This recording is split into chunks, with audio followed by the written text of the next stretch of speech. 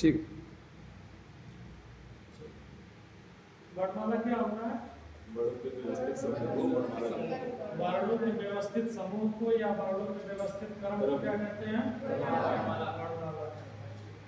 अभी आपने कहा वर्णों के व्यवस्थित समूह, तो वर्ण क्या होता है? छोटा बड़ा वर्ण होता है, काका का भी वर्ण होता है। वर्ण होता क्या है? आप वर्ण के टुकड़े नहीं कर सकते, ठीक है? जैसे ये जैसे छोटा आ हो गया, तो आप इसका टुकड़ा नहीं कर सकते हैं, ठीक है? जैसे इसका टुकड़ा ये हो गया, ये आप नहीं कर सकते हैं। तो वर्ण क्या होता है? जिसके टुकड़े या खंड ना किए जा सके, ठीक है? अक्षर क्या होता है? अक्षर देखिए, अक्षर में ये क्षय और रय है। क्षर का मतलब क्या होता है? क्षरण होना, नष्ट होना। क्या होता है? क्षर। और इसके पहले अय लग गया तो मतलब विलोम हो गया, जो नष्ट ना हो, तो जिसे आप नष्ट नहीं कर सकते, अक्षर को आप नष्ट नहीं कर सकते हैं, ठीक है? ध्वनि क्या होता है? ध्वनि सर मुख से बोली गई। ध्वनि क्या होता है? प्रत्येक वर्ण का अपना एक साउंड होता है, उसी को क्या कहते हैं? ध्वनि कहते हैं, ठीक है? तो वर्णमाला में वर्ण हो गया, अक्षर हो गया, ध्वनि हो गया, ठीक है? भाषा की सबसे छोटी इकाई क्या होती है? भाषा की सबसे छोटी वर्ण होता है। क्या होता है? वर्ण होता है। शब्द किसे कहते हैं? शब्द क्या? शब्द वर्णों से मिलकर बनता है। वर्णों से मिलकर बनता है, ठीक है? अभी मैं यहाँ पे 3 वर्ड ले लेता हूँ, लय और मैं और कै। क्या ये शब्द है? शब्द की परिभाषा क्या है? इसका कोई अर्थ नहीं है। वर्णों का समूह जिसका कोई अर्थ नहीं है, ठीक है? जैसे कमल हो गया, ये हो गया कमल। तो ये कमल क्या है? शब्द है। आ रही है बात समझ में? नहीं आ रहा है? भाषा की सबसे छोटी इकाई, आप लोग ध्यान से सुनिएगा, भाषा की सबसे छोटी इकाई होती है ध्वनि। क्या होती है? ध्वनि। अगर ध्वनि ना मिले तो वर्ण हो गया। क्या हो गया? वर्ण ना मिले ऑप्शन में तो अक्षर हो गया, अक्षर ना मिले तो शब्द हो गया। तो भाषा की सबसे छोटी इकाई क्या होती है? ध्वनि। ध्वनि ना मिले तो वर्ण, ना मिले तो अक्षर, ना मिले तो। भाषा की मौखिक इकाई क्या होती है? भाषा की मौखिक इकाई अक्षर होती है। क्या होती है? अच्छा, ये जैसे मैंने लिख दिया का, ये क्या है? ये वर्ण है। वर्णों का लिखित रूप, ठीक है, वर्ण कहलाता है। क्या कहलाता है? और मौखिक रूप अक्षर कहलाता है। जैसे मैंने बोल दिया कै, तो क्या हो गया? अक्षर हो गया। मैंने लिख दिया कै, तो क्या है? वर्ण है। तो वर्णों का मौखिक रूप क्या कहलाता है? बोल दिए, बोलने पर अक्षर, लिख दिए, लिखने पर वर्ण हो गया। बात समझ में आ रही है? नहीं आ रहा है? वर्णों का सांकेतिक रूप भी पूछा जाता है कि वर्णों का सांकेतिक रूप क्या होता है? क्या होता है? लिपि चिन्ह होता है। क्या होता है? अब ये लिपि चिन्ह क्या होता है? मैंने कहा लिपि चिन्ह, तो लिपि चिन्ह भी एक प्रकार का क्या होता है? चिन्ह होता है। क्या होता है? जो भाषा लिखने के काम में आता है। क्या लिखने के काम में आता है? भाषा लिखने के काम में आता है, ठीक है? भाषा की सबसे छोटी इकाई आपने अभी क्या जाना? क्या होता है? ना मिले तो, ना मिले तो उसके बाद शब्द हो गया, ठीक है? भाषा की सबसे बड़ी इकाई क्या होती है? भाषा की सबसे बड़ी इकाई वाक्य होती है। सबसे बड़ी इकाई वाक्य होती है। बात समझ में आ रहा है? लघुत्तम इकाई शब्द होती है। भाषा की लघुत्तम इकाई शब्द होती है। ये आपको पीडीएफ में मिल जाएगा, ठीक है? अभी जितना बोल रहा हूँ तो उतना आप सुन लीजिए, दिमाग में कोशिश करिए कि फीड हो जाए, ठीक है? चलिए वर्ण के भेदों पे आते हैं। कि वर्ण के कितने भेद होते हैं। तो वर्ण के कितने भेद होते हैं? 3।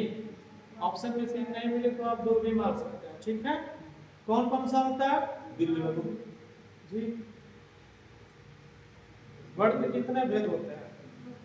अरे सर हाँ, वर्ण 3 भेद होते हैं। कौन कौन सा? स्वर होता है, व्यंजन होता है और अयोग, ठीक है। तो बारी बारी से इन तीनों को हम लोग पढ़ रहे हैं, ठीक है। पहले स्वर पढ़ेंगे, फिर व्यंजन, फिर अयोग पढ़ेंगे। बात समझ में आया? एक बड़ा अच्छा क्वेश्चन है, कितने वर्ण होते हैं? कितने वर्ण होते हैं वर्णमाला में? कुल कितने वर्ण होते हैं? कितने? 53। आप बताओ। 52। आप बताओ। और किसी को?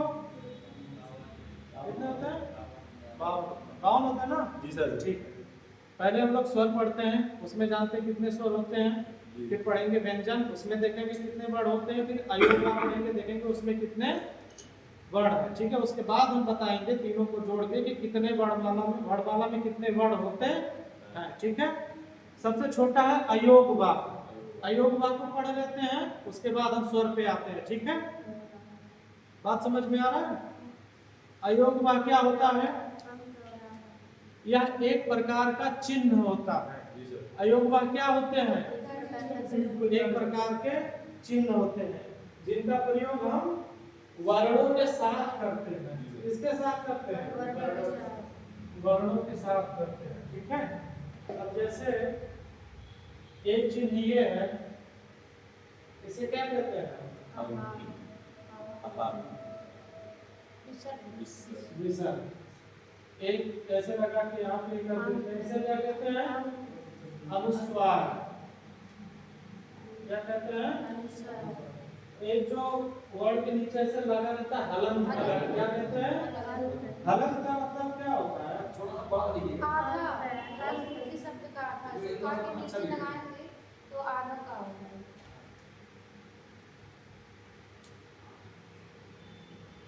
हलंत हो गया, ठीक है। ये हलंत है, किसी वर्ड के नीचे लगा रहता है तो इसका मतलब ये होता है कि वो वर्ड आधा है, ठीक है। और एक क्या होता है? अर्धचंद्र बिंदु।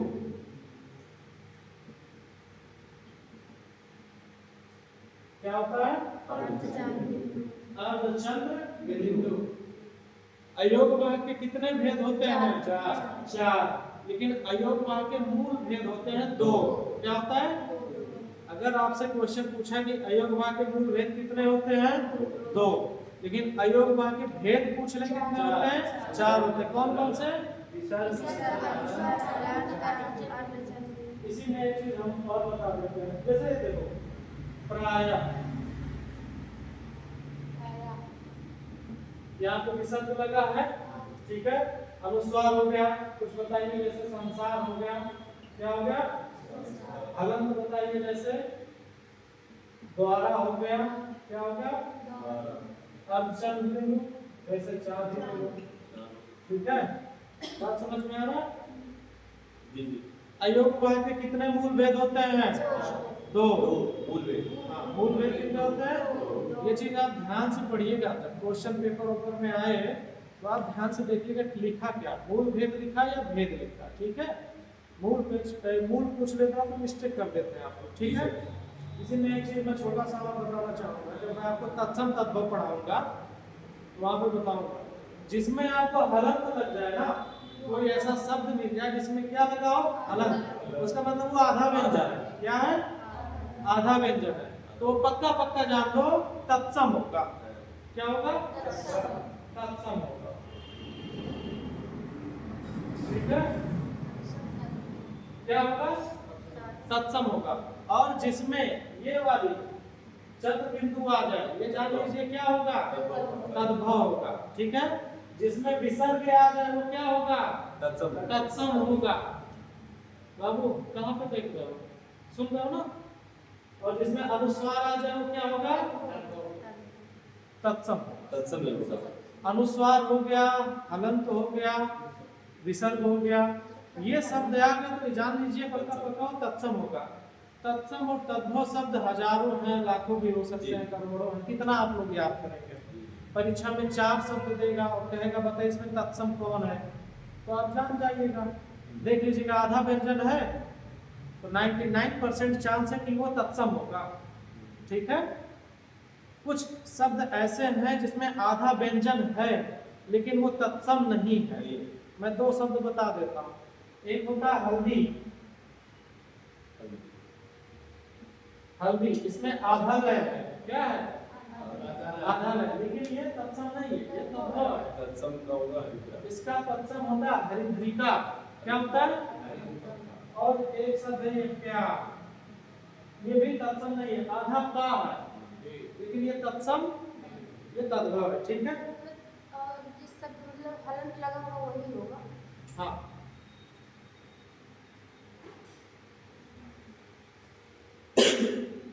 विसर्ग समझ में आ गया? विसर्ग खत्म हो गया, इसमें ज्यादा कुछ है नहीं। तो विसर्ग हो गया। मूल भेद कितने होते हैं? 2। भाषा की सबसे छोटी इकाई क्या होती है? क्या होती है? ध्वनि। भाषा की मौखिक इकाई? अच्छा। भाषा की सबसे बड़ी इकाई? भाषा की लघुत्तम इकाई? बात समझ में आ रहा है? जैसे आप बोलेंगे ना तो आपका यहीं पे याद हो जाएगा, यहीं तैयार हो जाएगा। कोशिश करिए बोलने के लिए, ठीक है। स्वर पे आते हैं। कितने स्वर होते हैं? 11। मेरा क्वेश्चन ही गलत है। मैंने थोड़ी ना कहा हिंदी में, मैंने थोड़ी ना कहा संस्कृत में, है? संस्कृत इंग्लिश के बाद में तो उसमें 5 ही होते हैं, ठीक है। तो पेपर में जब आए स्वर कितने होते हैं देख लिया करें। क्या लिखा है हिंदी में, कि संस्कृत में, कि प्राकृत में, कि अपभ्रंश में, ठीक है।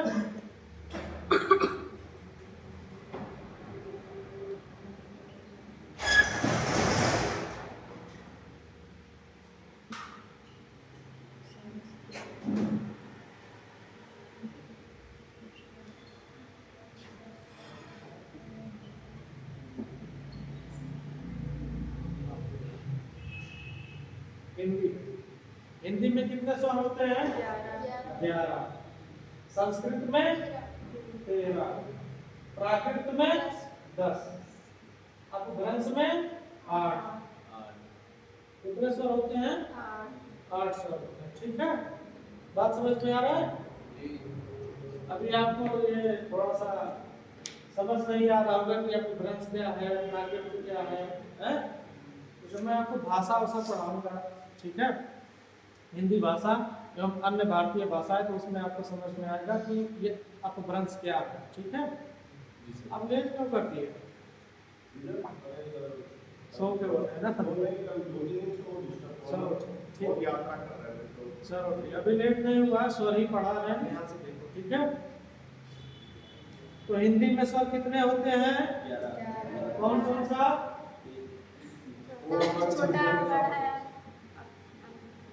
छोटा छोटा, बड़ा, और क्या होता है? बड़ी,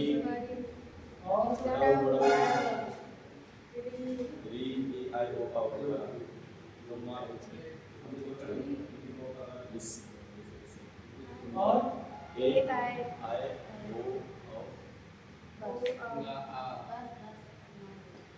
यही होता है ना। 11 हो गया। हिंदी में कितने स्वर होते हैं? 11। देखिए वर्णमाला अगर आप ध्यान से पढ़ेंगे तो आपका संधि वाला चैप्टर अच्छे से समझ में आएगा। समझ में आ रहा है? संधि आपने अच्छे से पढ़ लिया तो आपका उपसर्ग क्लियर हो जाएगा। संधि आपने पढ़ लिया तो जो शब्द बहुत कठिन कठिन शब्द लिखा ना, पूछता है आशीर्वाद कैसे लिखा जाएगा, है उज्जवल कैसे रहेगा, कौन सा शुद्ध वर्तनी है, कौन सा अशुद्ध है, ये आपको समझ में आएगा, ठीक है। तो वर्णमाला ध्यान से देखिएगा। हिंदी में कितने स्वर होते हैं? 11, ठीक है। संस्कृत में 13। संस्कृत में 13 होते हैं, और यही जो 11 होते हैं, 11 ये होते हैं, 2 और जुड़ जाता है। कौन कौन सा? अंगा नहीं, वो तो विसर्ग हो गया।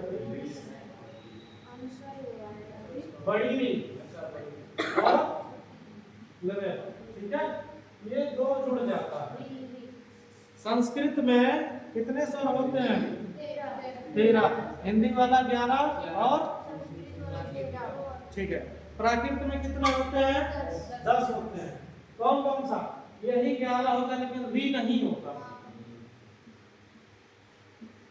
यही 11 होगा लेकिन री नहीं होगा। अपभ्रंश में कितने स्वर होते हैं? 8 होते हैं। कितने होते हैं? एक तो री नहीं होगा, एक ऐ नहीं होगा और एक ओ नहीं होगा, ठीक है। आप री निकाल दीजिए, आप इसको भी निकाल दीजिए और आप इसको भी निकाल दीजिए, ठीक है। जो बड़े आ रहे हैं उनको हटाना। हाँ, बड़े वाला, ठीक है। बात समझ में आया? तो आपसे क्वेश्चन यही पूछेगा, अपभ्रंश में कितने स्वर होते हैं? 8। व्यंजन भी पूछ लेता है, अपभ्रंश में कितने व्यंजन होते हैं? 30 व्यंजन होते हैं। कितने व्यंजन होते हैं? 30 व्यंजन होते हैं। अपभ्रंश के बारे में 2-3 क्वेश्चन और पूछ लेता है, आगे आपको मिलेगा।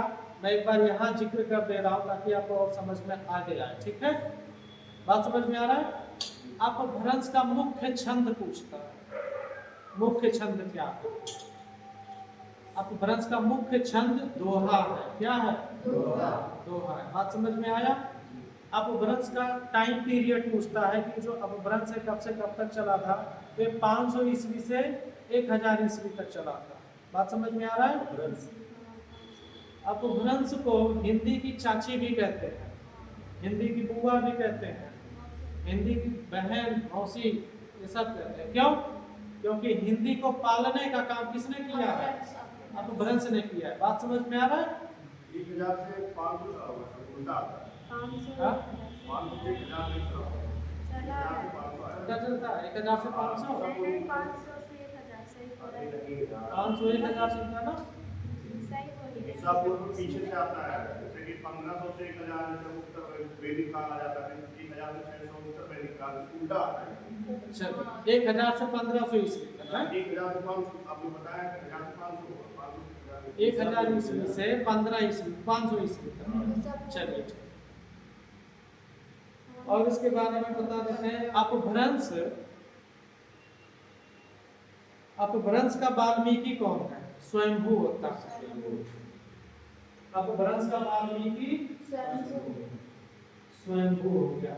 मुख्य छंद दोहा। बात समझ में आ गया? चलिए, और आपको बताते हैं सब वर्णों की संख्या हिंदी में कितनी होती है? हिंदी में कितनी होती है? 11। संस्कृत में स्वर। आप स्वर का उच्चारण बिना किसी दूसरे वर्ण की सहायता से कर सकते हैं, ठीक है। स्वर का उच्चारण बिना किसी दूसरे वर्ण की सहायता से किया जाता है, ठीक है। व्यंजन का उच्चारण क्या होता है? जिसमें स्वर वर्णों की सहायता से आप करते हो, ठीक है। व्यंजन का उच्चारण स्वर वर्णों की सहायता से किया जाता है। बात समझ में आ रहा है? इसको बांटते हैं। स्वर के कितने भेद होते हैं? ठीक है, स्वर के कितने भेद होते हैं? 4। स्वर के कितने भेद? 4। पहला भेद हो गया मुखाकृति के आधार पे, इसके दूसरा हो गया जीवा आकृति के आधार पे, इसके आधार पे, और हो गया औष्ठाकृति के आधार पे, ठीक है। बात समझ में आया? और चौथा हो गया मात्रा। क्या हो गया? मात्रा के आधार पे, ठीक है। मात्रा होता है उच्चारण के आधार पे हो गया। स्वर के कितने भेद होते हैं? 4 होते हैं। मुखाकृति के आधार पे भी होता है, मात्रा व उच्चारण के भी आधार पे होता है, जिह्वाकृति के आधार पे होता है, और औष्ठाकृति के आधार पे भी होता है, ठीक है। अब हम बारी बारी से पढ़ते हैं। पहले मात्रा के आधार पे देख लेते हैं स्वर के कितने भेद होते हैं, ठीक है। मात्रा या उच्चारण के आधार पे स्वर के भी 3 भेद होते हैं। कितने?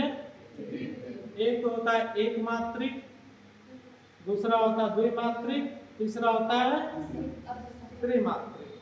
ठीक है, इसे विचार क्या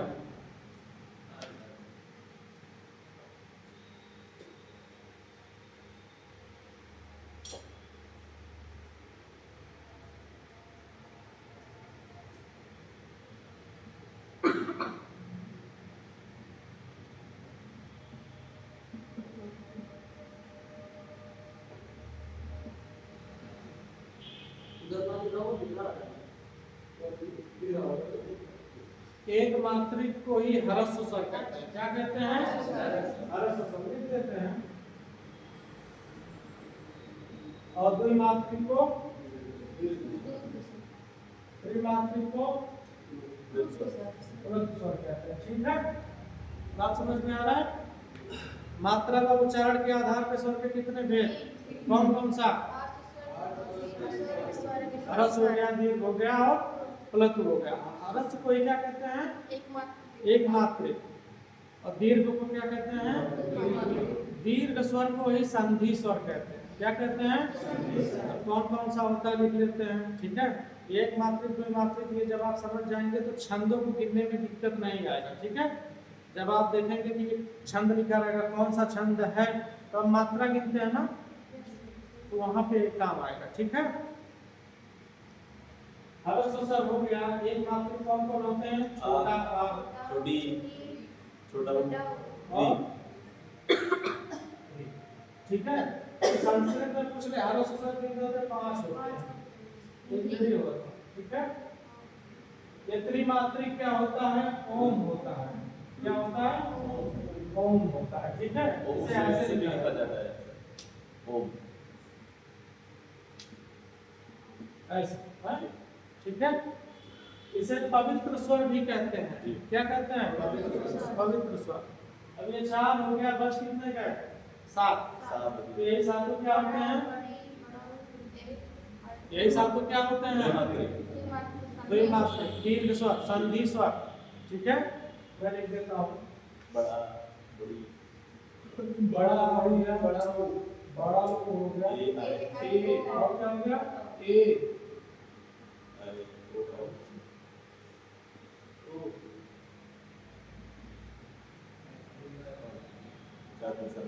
तीन और 4 7। ठीक है, बात समझ में आया? दिख रहा है? ऐसे और इधर करो। नहीं दिख रहा। ठीक है, दीर्घ स्वर कितने होते हैं? मेरा क्वेश्चन है, यूपीएसआई में आया है, दीर्घ स्वर कितने होते हैं? 7 होते हैं। ह्रस्व स्वर कितने होते हैं? 4। संस्कृत में ह्रस्व स्वर कितने होते हैं? 5 होते हैं। ठीक है, तो मात्रा व उच्चारण के आधार पर हिंदी में स्वर के कितने भेद होते हैं? 2 होते हैं। प्लतु नहीं होता। हिंदी तो आपका यही है 4 और 7 11। हिंदी में क्या होते हैं? 11 ही स्वर होते हैं ना।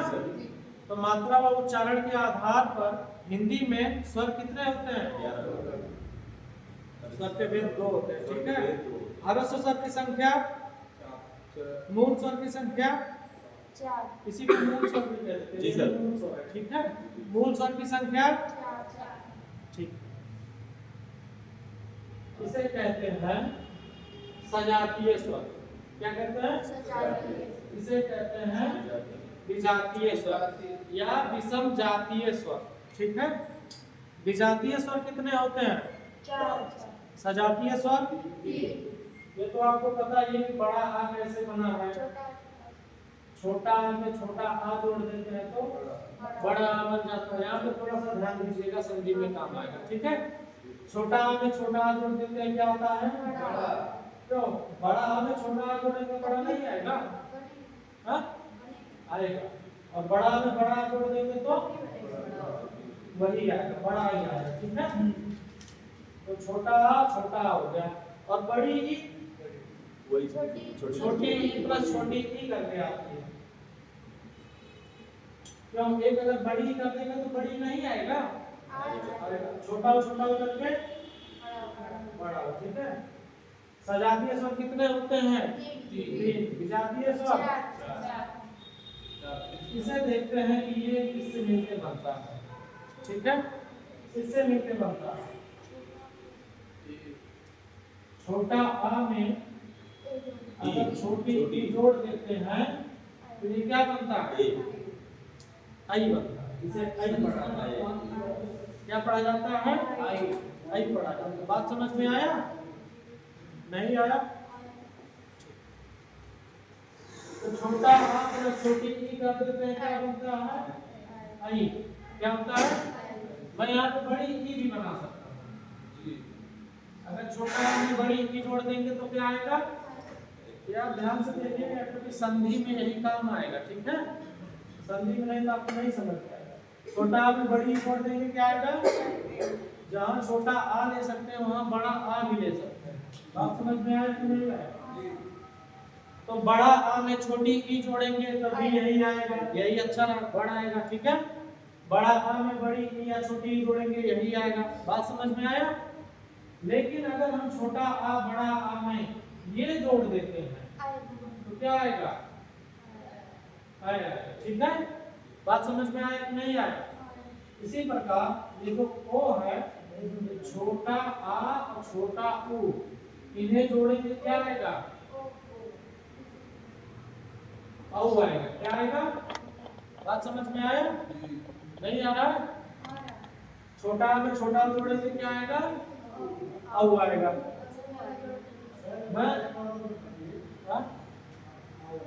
क्या हुआ? ये वाला? मैं कह रहा हूं कि छोटा आ में छोटी ई जोड़ेंगे तो ये बनेगा आपका आई। क्या होगा? जहां छोटा आ ले सकते हैं वहां बड़ा आ भी ले सकते हैं, कोई दिक्कत नहीं है। ठीक है, छोटी ई जोड़ो या बड़ी ई जोड़ो, आना यही है। ठीक है, ये बनाने के लिए आपको इसमें ये जोड़ना पड़ेगा, तभी जाके ये बनेगा। ठीक है, ऐसा नहीं है कि आप छोटा आ में बड़ी ई जोड़ेंगे तो यही बनेगा, ऐसा नहीं है। छोटी ई बड़ी ई जोड़ेंगे तो आपका यही बनेगा। आ रही है बात समझ में? नहीं आ रहा है? छोटा आ में छोटा ऊ जोड़ेंगे तो औ बनेगा। ठीक है, आप बड़ा ऊ भी ले सकते हैं। ठीक है, आ में कौन जोड़ेंगे तो बड़ा हो जाएगा। हाँ आ में वो जोड़ेंगे तो बड़ा औरत वाला ओ। ठीक है, ये गोखली वाला ओ है। बात समझ में आ रहा है? ये इस पीडीएफ में लिखा रहेगा, कोई दिक्कत वाली बात नहीं है। समझ गए? ये समझ गए कैसे बनता है? ये भी समझ गए? इनको भी समझ गए? हाँ, नहीं समझ में आया?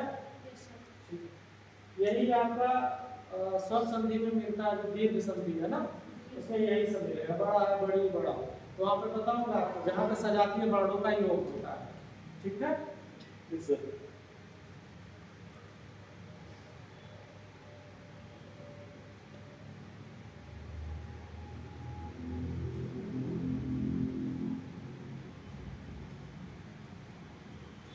हिंदी में 11 स्वर होते हैं। कितने स्वर होते हैं?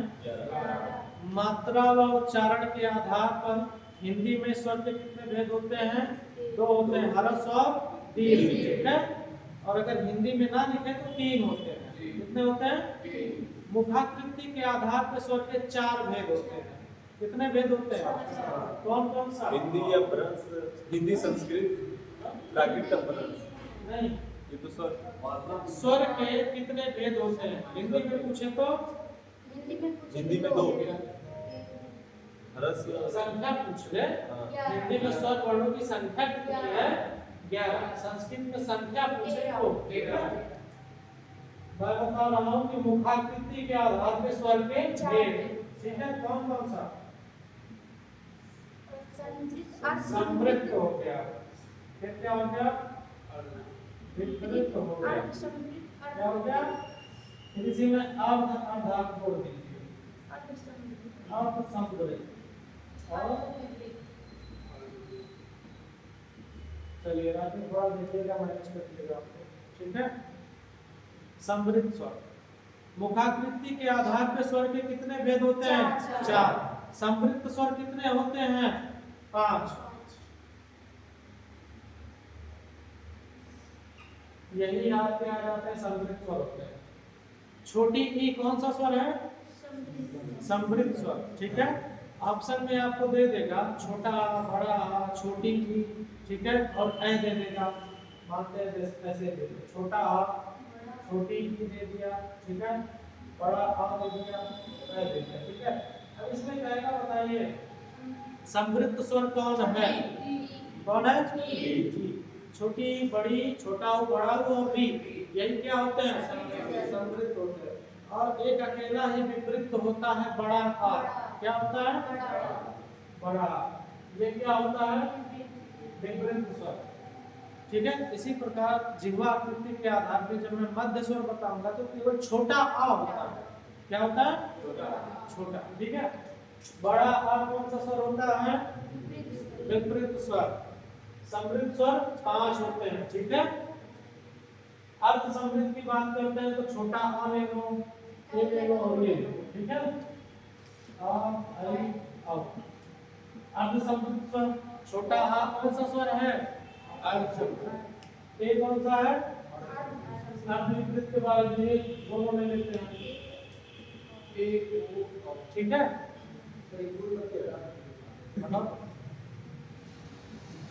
अभी दिख रहा है? हाँ, गमला ये दिख रहा है ना, ये काम है ना।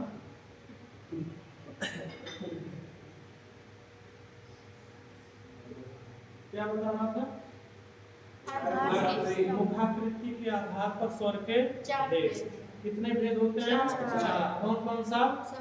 समृद्ध, विपरीत, इसमें अर्ध अर्ध जोड़ते हुए आप चले जाइए। ठीक है, ये जो मैंने 5 भेद दिया है ये हो गया समृद्ध स्वर। क्या हो गया? इसके बगल वाला बड़ा आ हो गया विपरीत स्वर। ठीक है, बाकी ये जो मैंने 3 खींच दिया है क्या है? ठीक है, और ये दोनों आए और क्या हो गया? अर्ध विपरीत हो गया। बात समझ में आया कि नहीं आया?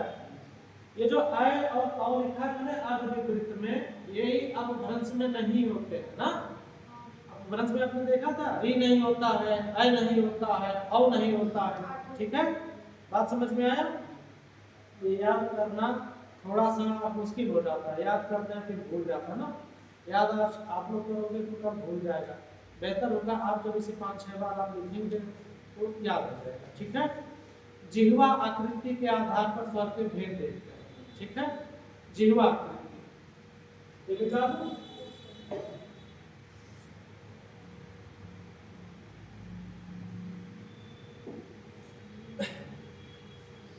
जिह्वा आकृति के आधार दूसरा में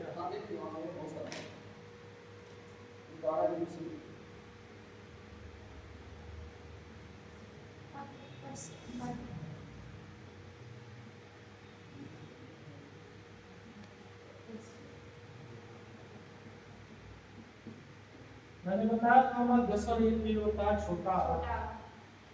क्या होता है? छोटा आ। ठीक है, जिह्वा आकृति के आधार पे स्वर के कितने भेद होते हैं? 3। कौन कौन सा? ये छोटा आ क्या है? मध्य स्वर। बाकी अग्र स्वर के बारे में लिखते हैं। छोटा आ क्या हो गया? अग्र स्वर हो गया। ठीक है, छोटी ई क्या हो गया? अग्र स्वर हो गया। और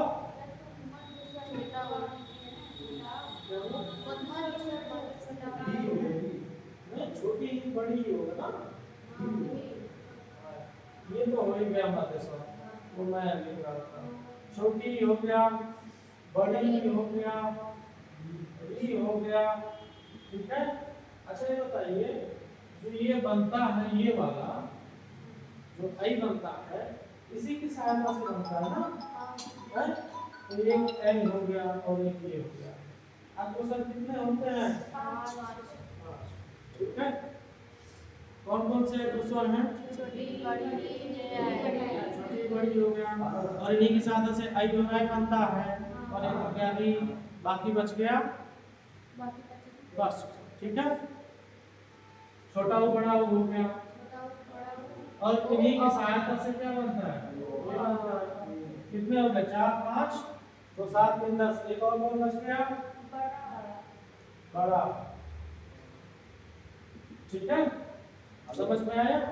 नहीं आया? तो बताइए मुखाकृति के आधार पे स्वर के कितने भेद? जिह्वाकृति के आधार पे चार। जीवा पे नहीं है, जीवा पे नहीं है। मैंने जेवा लिखा पूछ लिया मैंने मुखाकृति, ठीक है। आप यहाँ पे 3 देख रहे हो, नहीं पता आपको। मुखाकृति के आधार पे स्वर के चार। जीवाकृति के आधार पे कौन कौन सा?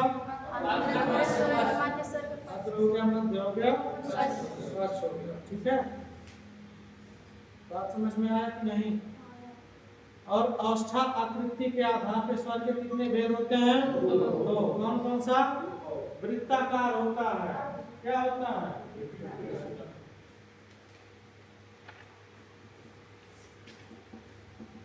वृत्ताकार हो गया, और क्या हो गया? अवृत्ताकार, ठीक है। औष्ठ मतलब होठ, लिप हो गए, ठीक है। आप जब छोटा ऊ बोलते हैं तो जो आपके दोनों होठ हैं वो वृत्ताकार हो जाते हैं, गोल नहीं होते हैं, वृत्ताकार हो जाते हैं। तो छोटा ऊ कौन सा स्वर है? वृत्ताकार स्वर है। बड़ा ऊ कौन सा स्वर है? और इन्हीं की सहायता से औ बनता है, औ बनता है। आप छोटा ऊ और बड़ा ऊ बोलिए, देखिए आपका जो होठ है वृत्ताकार बनता है कि नहीं बनता है? और इन्हीं की सहायता से ये दोनों भी बनते हैं। बात समझ में आया? नहीं समझ में आया? कोई दिक्कत है? औष्ठाकृति के आधार पे स्वर के कितने भेद? 2। कौन कौन सा? वृत्ताकार और अवृत्ताकार। बाकी बच गया 7 में, यहाँ पे लिखने वाला नहीं, लेकिन समझ गए। छोटा ऊ, बड़ा ऊ और ओ को छोड़ के बाकी 7 क्या होते हैं? अवृत्ताकार स्वर, ठीक है। अब मैं एक बार शुरू से दोहराता हूँ, ध्यान से मेरी बात सुनिएगा और उसका जवाब दीजिएगा, ठीक है। स्वर वर्णों के कितने भेद होते हैं? स्वर वर्णों के कितने भेद होते हैं?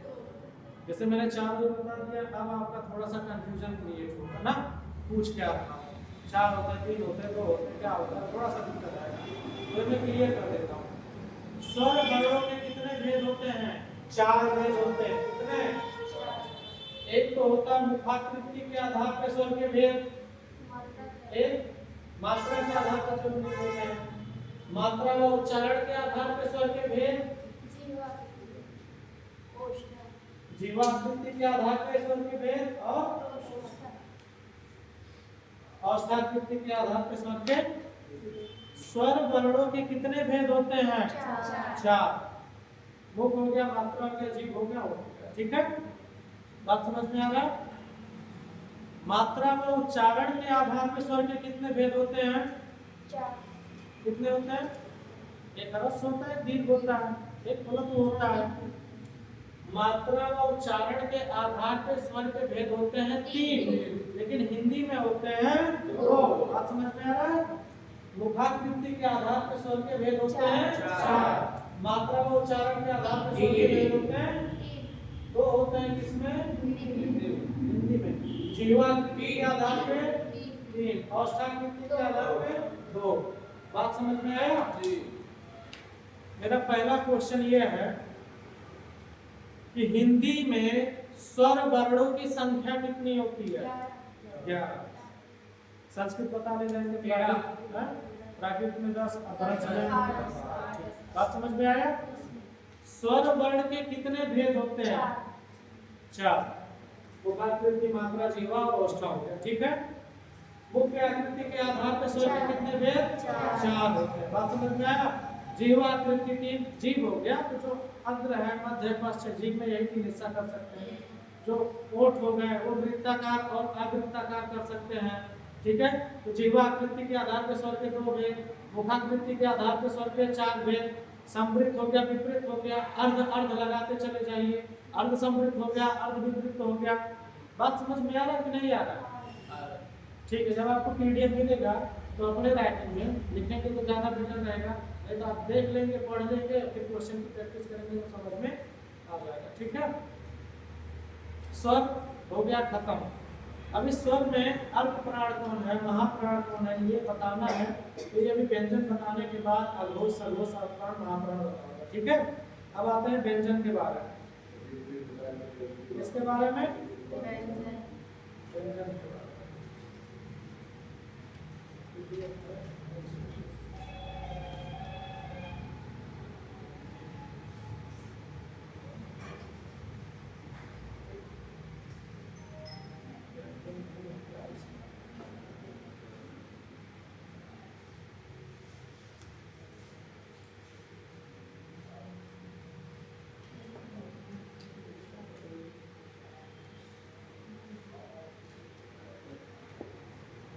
व्यंजन मैंने आपको बताया था, जो व्यंजन हो गया उसका उच्चारण करने के लिए आपको स्वर चाहिए ही चाहिए, ठीक है।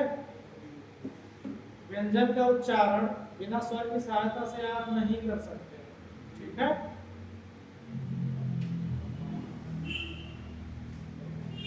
ये का हो गया, ठीक है।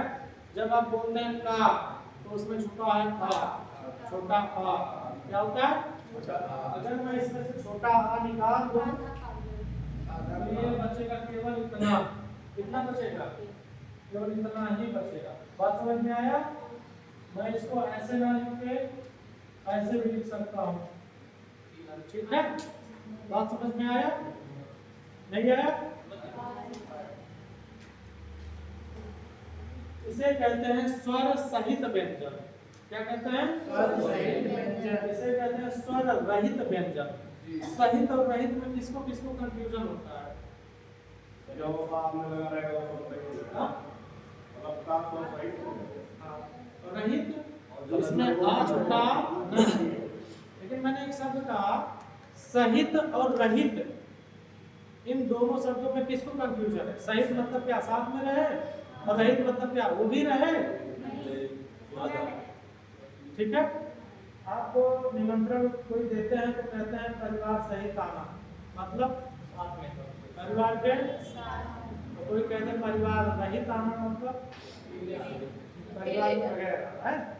मैंने कहा यह है स्वर रहित, मतलब स्वर नहीं है।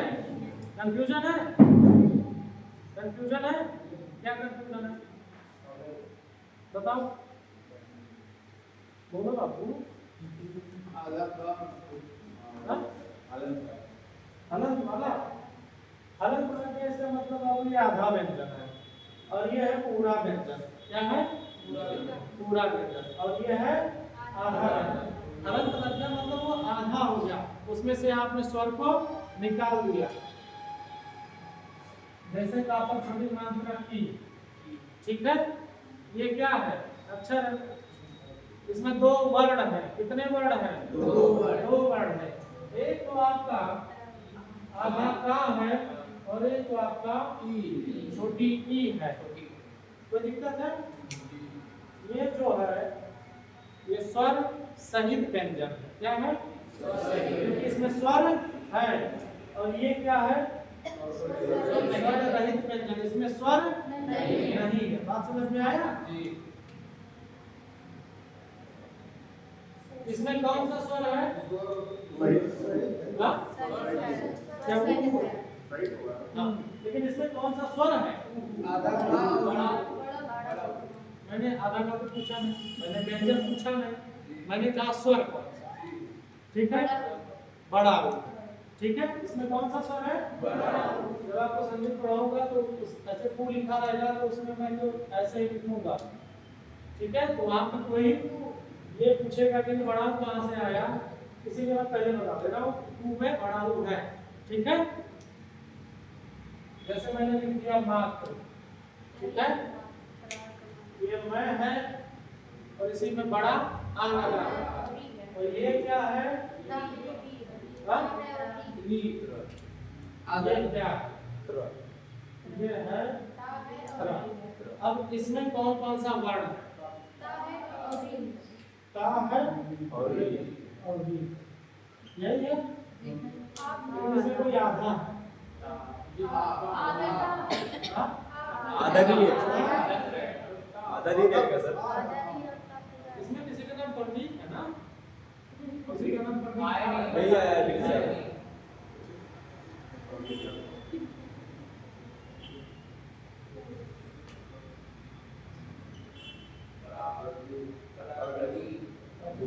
ठीक है।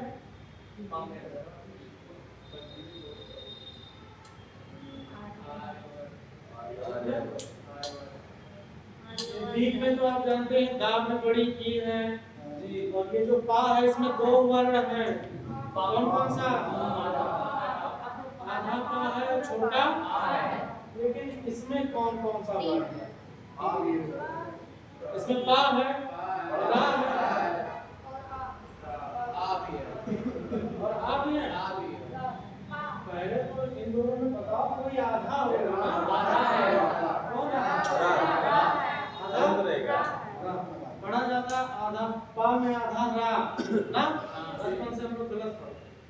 जो नीचे होता है वो पूरा होता है, जो ऊपर होता है वो आधा। ठीक है,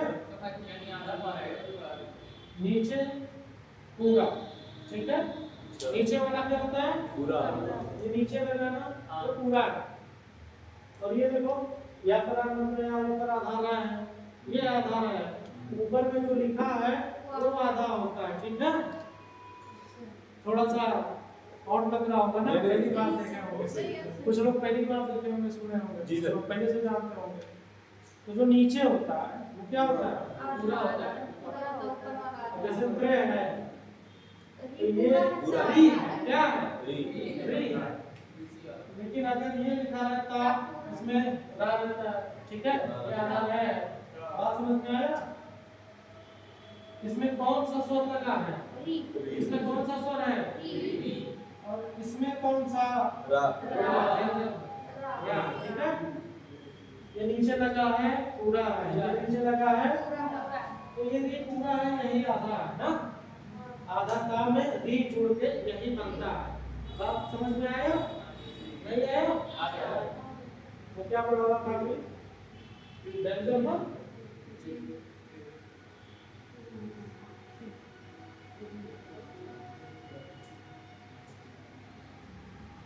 किसी को दिक्कत आ रहा है?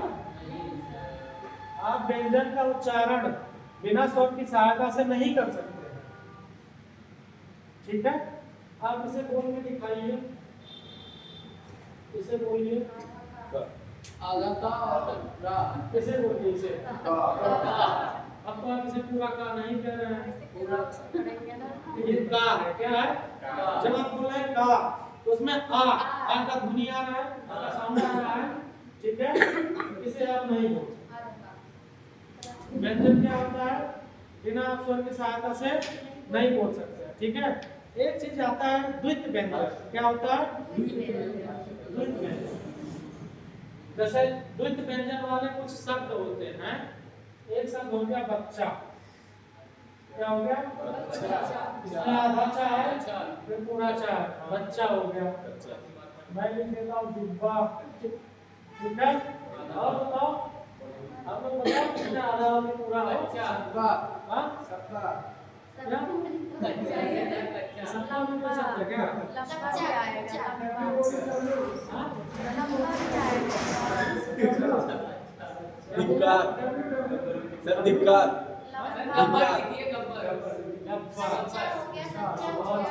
धिक्कार। छप्पन हो गया।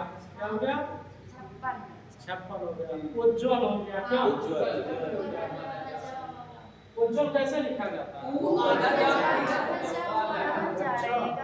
आधा जा फिर आधा जा है? दो बार आधा जा। आधा क्या होता है? कंफर्म है? सही है। कंफर्म है? पूरा जा नहीं होता है? तो एक दूसरे वाला शब्द है? सही है ना? यही सही है। वर्तनी में सही। वर्तनी में यही सही है और हमेशा यही सही है। ठीक है, ये उज्ज्वल में आधा जा ही होता है। ठीक है, ये द्वित व्यंजन वाला शब्द नहीं है। इसमें आधा जा के बाद आधा ही जा आया, पूरा जा नहीं आया। बात समझ में आया? सच्चा हो गया, कच्चा हो गया। हाँ, सच्चा हो गया, कच्चा हो गया, छप्पन हो गया। धिक्कार। संधि जब आपको पढ़ाएंगे तो उसमें आपको उपसर्ग बताना भी बताएंगे कि किस शब्द में कौन सा उपसर्ग है। ठीक है, संधि पढ़ने से केवल आपका संधि ही नहीं तैयार होगा, आपका ये भी तैयार होगा। कोई शब्द दे दिया, जैसे उज्ज्वल शब्द दे दिया एग्जाम में, पूछ लिए कि बताइए इसमें कौन सा उपसर्ग लगा है, विदाउट संधि आप नहीं बता सकते। तो इसमें कौन सा उपसर्ग लगा है, चलिए बात बताएंगे। वैसे कुछ उपसर्ग है इसमें, कुछ नहीं है, तय किया। ठीक है, बात समझ में आया? उज्ज्वल आ गया तो एक और श्रृंगार भी बता देते हैं। श्रृंगार कैसे लिखा जाता है? श्रृंगार सर लिख के बताएं।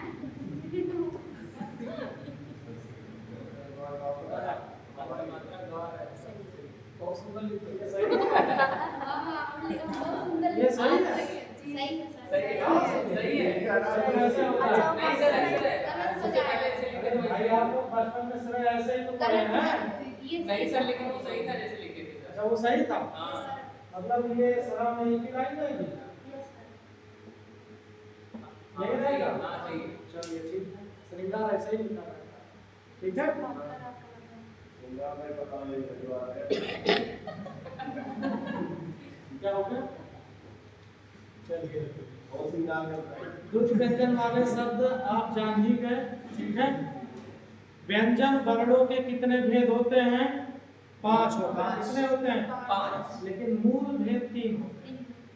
मूल भेद ठीक है। मैं थोड़ा सा व्यंजन यहाँ पे लिख देता हूँ। ठीक है, काका लगा लिख है, तो नीचे अलग लगा देते हैं ना, क्योंकि हम लोग शुद्ध व्यंजन ही पढ़ेंगे। हैं आधार का ठीक,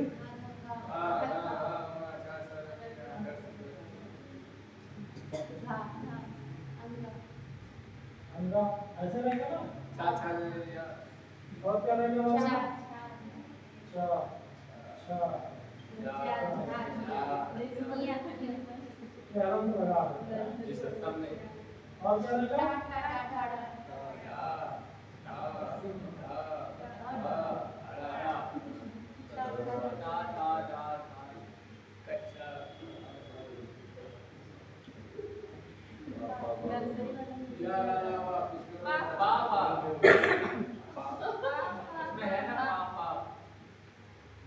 इसमें है ना पापा।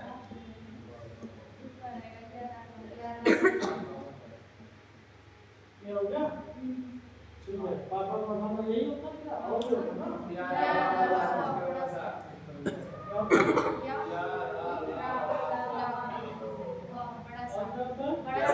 बड़ा सा, पहले बड़ा सा कि छोटा सा? बड़ा सा रहता है। फिर छोटा सा।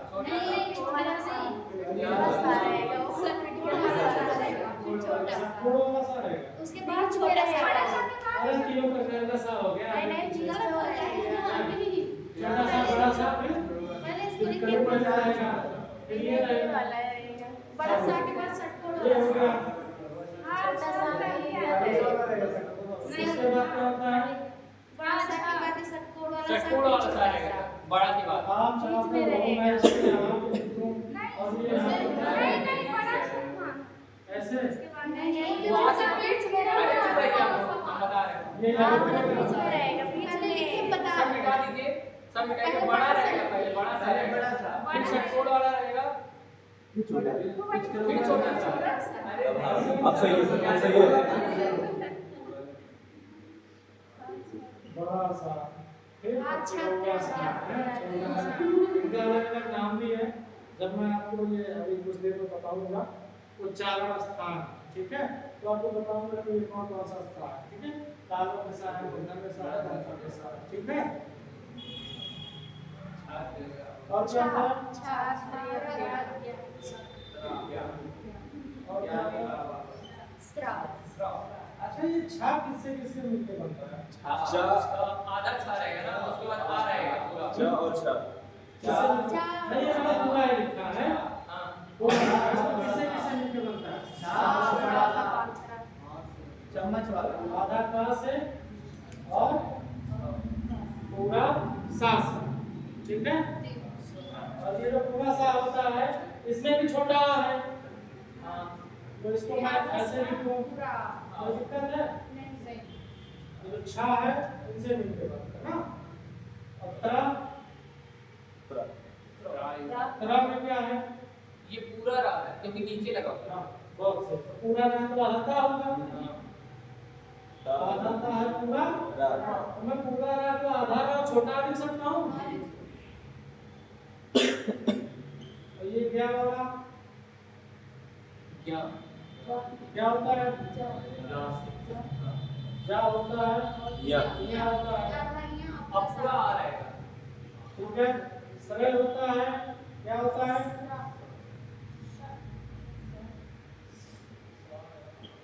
इसमें कौन सा आधा होता है? जैसे सरा है ये दो वर्णों से मिलकर बना है, एक तो बड़ा सा है, एक तो रै। जो श्रम, जैसे श्रम होता है तो श्रम का जो पहला वर्ण है श्रय है, इसमें दो वर्ण होते हैं, कौन कौन सा? हाँ, ये नीचे लगा है ना, ये रा नीचे लगा है ना, तो पूरा होता है। ठीक है, आधा रा छोटा आ हो गया, तो ये मैं मिटा दे रहा हूँ।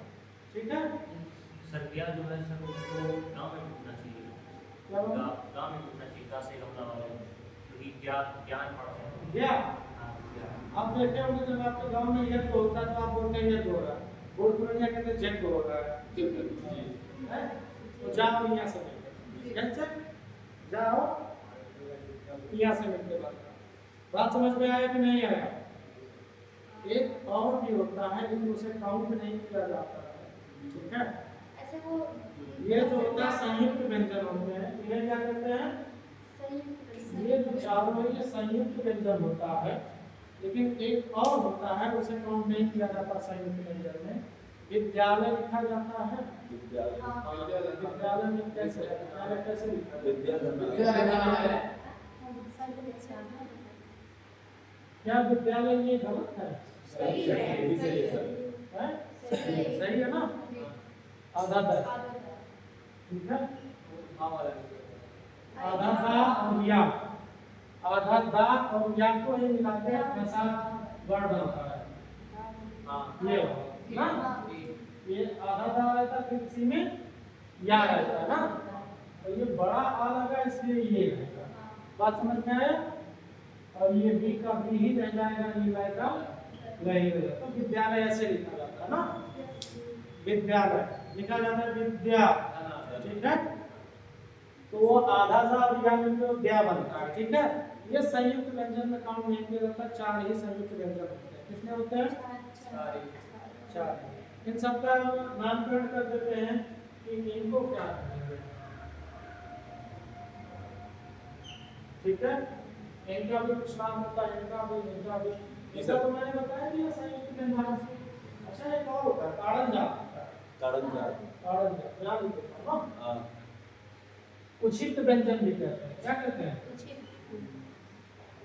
उचित दो उचित व्यंजन या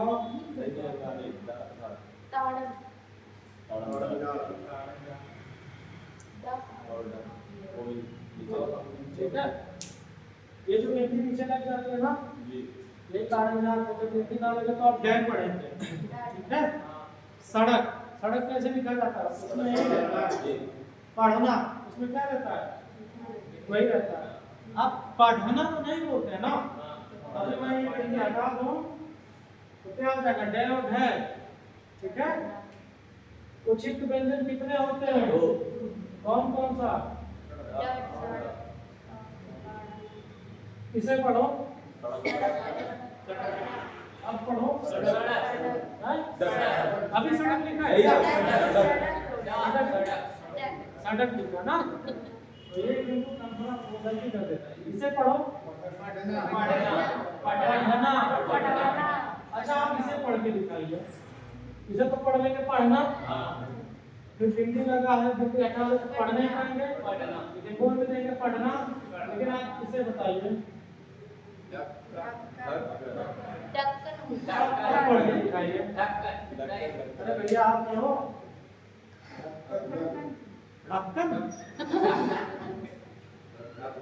उचित व्यंजनों का प्रयोग आप शब्द के शुरुआत में नहीं कर सकते। ठीक है, और जहां पे ये उचित व्यंजन आ जाते हैं, जहां पे ताड़नजात व्यंजन आ जाते हैं, उनका आप उच्चारण थोड़ा जल्दी करते हैं।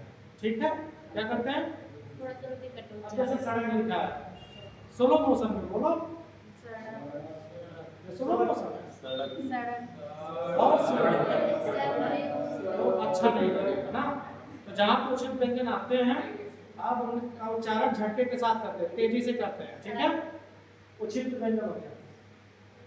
मैंने कहा व्यंजन वर्णों के मूल भेद 3 होते हैं। कितने होते हैं? लेकिन कुल भेद 5 होते हैं, ठीक है। ये हो गया स्पर्श। स्पर्श व्यंजन कितने होते हैं? 25। इसी को वर्गीय कह देते हैं। वर्गीय व्यंजन कितने होते हैं? 25। इसको कहते हैं अंतस्थ। अंतस्थ व्यंजन कितने होते हैं? 4। उष्म व्यंजन, ऊष्म व्यंजन कह देते हैं, उष्मान व्यंजन कह देते हैं, संघर्षी व्यंजन भी कह देते हैं, ऊष्म कहते हैं, उष्मान कहते हैं, संघर्षी कहते हैं, ठीक है। ये क्या होता है? संयुक्त व्यंजन। क्या होता है? 1 2 3 4 और 5 हो गया। व्यंजन के मूल भेद कितने होते हैं? 5 दर के 5 बता रहा हूं। व्यंजन के मूल भेद कितने होते हैं? 3 होते हैं, ठीक है। कौन कौन सा? एक स्पर्श होता है, एक अंतस्थ होता है और एक यही होता है। 8 ये हो गए, 25 हो गए, 33 व्यंजन। कितने? 25 4 29 35, ठीक है। व्यंजन के मूल भेद 3 होते हैं और कुल भेद 5 होते हैं। ये जो है ये क्या है? संयुक्त व्यंजन है, वो ताड़नजात व्यंजन है, ठीक है। इसी में और भी कुछ नाम है इनका, जैसे ये रय हो गया, रय को भी कुछ और नाम कहते हैं, ठीक है। और एक चीज मैं यहाँ पे और बता देता हूँ, ये जो या और वाह है इन्हीं को अर्ध स्वर भी कहते हैं। अर्ध स्वर के नाम से जाना जाता है। इसके नाम से अर्ध स्वर के नाम से जाना जाता है। ये हा को काकस से वर्ण भी कह देते हैं। काकस से, क्या? काकस से वर्ण भी कह देते हैं। जैसे आपका नाम यहाँ पे कुछ और है और घर पे भी कुछ और होता ना? ठीक। 2-3 नाम। अच्छा, अरे भैया 10 नाम रख लो, पता है 4 नाम 5 नाम किसके होते हैं? ये जो हा है ये ऊष्म व्यंजन है, उष्मान व्यंजन है, संघर्षी व्यंजन है। बात समझ में आया? हा को काकस से वर्ण भी कह देते हैं। एग्जाम में अभी 4 दे दे वर्ड, एक है दे दे, कै कै गए दे दे, कै कै गए और है दे दे, उसमें लिख दे कि बताइए काकस से वर्ण कौन है, तो हा हो गया। बात समझ में आया? नहीं आया? या और बात को अर्ध स्वर कहते हैं। बताइए, अब ये 4 ऑप्शन दे दे, या र र पूछे कि इसमें से बताइए कौन अर्ध स्वर है, तो कौन अर्ध स्वर है? या भी है, वा भी है। बात समझ में आया? नहीं समझ में आया? रे का भी कुछ अलग नाम है भैया, रे का भी कुछ अलग नाम है, ठीक है। एक चीज आप ध्यान दीजिए, तय तय और रे। जब तय तय और रे पढ़ेंगे 2-3 बार बोलेंगे तो आपको ये रे का जो 2 और नाम है वो भूलेगा नहीं, नहीं तो भूल जाएगा। परकंपित व्यंजन रा, रा। लुंठित व्यंजन रा। परकंपित के लास्ट में तय आता है, लुंठित के लास्ट में तो मैंने कहा तय तय रे याद कर लो, तय तय रे याद भूलेगा। सर रा हम पढ़े कि रा का इकलौता परकंपित होता है। क्या होता है? रा क्या होता है? इकलौता परकंपित होता है ना। हाँ। और ये ता नहीं है। नहीं, इकलौता ये ता नहीं होता परकंपित, ये मैं याद इकलौता रा। हाँ हो रहा है। परकंपित व्यंजन इकलौता ही है रा, और काकस से वर्ण भी इकलौता ही है हा, और कोई नहीं है, ठीक है। अंतस्थ व्यंजन भी 4 ही होते हैं, 5वां नहीं होता है, ठीक है। बात समझ में आए? ये तय तय रे मैंने ऐसे बता दिया कि इसे आप भूलेंगे नहीं। परकंपित और लुंठित कौन सा व्यंजन होता है? एक होता है पार्श्विक, इसी को कहते हैं वर्तस्य। क्या? वर्तस्य। पार्श्विक व्यंजन कौन है? वर्तस्य व्यंजन कौन है? परकंपित व्यंजन लुंठित व्यंजन। ये चार नाम मैंने आपके सामने रखे, थोड़ा सा ऑड है, परकंपित, लुंठित, पार्श्विक और वर्तस्य। ठीक है, अभी आप तय और रय को ध्यान ना दिए होते तो अगर मैं आपसे पूछूं कि लय कौन सा व्यंजन है तो आप इसी को लुंठित बता देते, क्योंकि लुंठित में लय है तो आप समझ जाते कि लय ही लुंठित वर्ण है। ठीक है, लेकिन लय क्या है? पार्श्विक है, वर्तस्य है। ये पूछा गया क्वेश्चन है, बात समझ में आया कि नहीं आया? कोई दिक्कत है इसमें? ठीक, इनका भी कुछ अलग नामकरण कर देते हैं, जी सर। शोर मचाते हैं, इन्हें कठोर व्यंजन भी कहते हैं, कर्कश व्यंजन भी कहते हैं। ठीक है, कै और कै, गै और भै।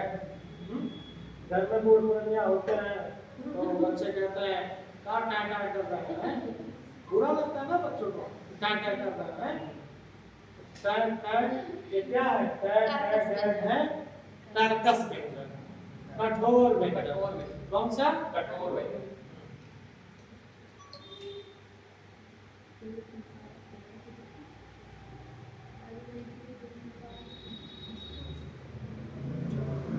स्पर्श संघर्षी क्या कहते हैं?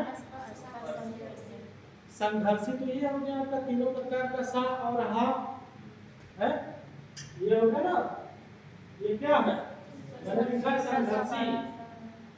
आप इसे केवल ऊष्म व्यंजन ही जानते हैं भाई। आप जब सा बोलेंगे तो उष्मा निकलेगी, हा बोलेंगे तो भी आपके मुंह से उष्मा निकलेगी, तो उष्मा निकल रही है तो आप ऊष्म व्यंजन समझ रहे हैं। लेकिन ये संघर्षी व्यंजन भी कहा जाता है। क्या कहा जाता है? संघर्षी व्यंजन। व्यंजन में भी कुछ ऐसे हैं जो संघर्षी होते हैं। ठीक है, छ ये संघर्षी हैं, ये भी, इसीलिए इनको कहा जाता है स्पर्श संघर्षी, क्योंकि ये सब स्पर्श के अंतर्गत आते हैं। ये जो मैंने घेर दिया है इसके अंदर 25 हैं, 25 के 25 स्पर्श व्यंजन है। क्या है? ये जो चारों हैं इन्हीं को कहा जाता है स्पर्श संघर्षी। परीक्षा में यार बड़ा कंफ्यूजन होगा कि संघर्षी तो तीनों प्रकार का सा होता है और हा होता है, तो छह कहाँ से आ गया? तो ये स्पर्श संघर्षी होता है। परीक्षा में क्वेश्चन आया तो आप पढ़िए कि ध्यान से लिखा क्या है, स्पर्श संघर्षी लिखा है या संघर्षी लिखा है। ठीक है, अल्लाह या रा ना मा, ये मैं वहां पे नहीं लिख रहा हूँ, इसे कहते हैं अनुनासिक वर्ण। क्या कहते हैं? या नासिक वर्ण। क्या कहते हैं? या पंचम वर्ण। क्या कहते हैं? या पंचमा अक्षर कहते हैं, पंचम अक्षर। क्या कहते हैं? उसे अनुनासिक वर्ण इसलिए कहा जाता है क्योंकि उसका उच्चारण नाक की सहायता से भी किया जाता है। मुख की सहायता से तो किया ही जाता है, मुंह पे टेप मार दो तो अंधा तो बोल नहीं पाएगा, हैं? समझ रहे हो? लेकिन नाक पे अगर टेप मार दिया जाए तो अंधा नहीं बोल पाएगा। बाकी और सब बोल सकता है, लेकिन ये अंधा नहीं बोल पाएगा। आप अपना नाक दबा के अंधा बोलने का प्रयास करें। तो थोड़ा सा डर हो, ठीक है, हो गया। चलो जंजना रहा ना, सोचो अगर नाक ना रहे तो हमना बोलना कितना दिक्कत होगा, हैं? तो इमेज में समझिए गाना गा ही नहीं पाएगा, नाक नहीं गाता है। चलो, अंगा या रा ना मा, ये क्या अनुनासिक वर्ण है, इनका उच्चारण नाक की सहायता से किया जाता है। तो मैंने यहाँ पे बहुत सारा नाम बता दिया। कोई कंफ्यूजन आएगा? क्या? वही ये ना, यही क्या होगा? मैंने आपको बहुत सारा नाम बता दिया, परकंपित बता दिया, लुंठित बता दिया, पार्श्विक बता दिया, वर्तस्य बता दिया, अंतस्थ हो गया, ताड़नजात हो गया, उष्म हो गया, उष्मान हो गया, संघर्षी हो गया, ठीक है, स्पर्श हो गया, अनुनासिक हो गया, बहुत सारे नाम मैंने आपको बता दिया। ठीक है, अब मुझे लगता है ये आपको याद रहेगा। ठीक है, एक बार फिर से, ये जो मैंने 25 लिखे हैं, ठीक है, ये सब स्पर्श व्यंजन है या वर्गीय व्यंजन है। ठीक है, और ये जो मैंने लिखे याद आ गया, ये अंतस्थ है। अंतस्थ व्यंजन कितने? 4। उष्म व्यंजन कितने? 4। उष्मान व्यंजन कितने? 4। संघर्षी व्यंजन कितने? स्पर्श संघर्षी व्यंजन कितने? चार। कर्कश व्यंजन कितने? चार। ठीक, ये संयुक्त व्यंजन हो गया। कोई दिक्कत है? अच्छा, क्या बताना पड़ेगा कि ये कवर्ग है? नहीं ये कवर्ग है, ये चवर्ग है, ये टवर्ग है। सर ये चारों क्या है? क्या चारों? ये क्या?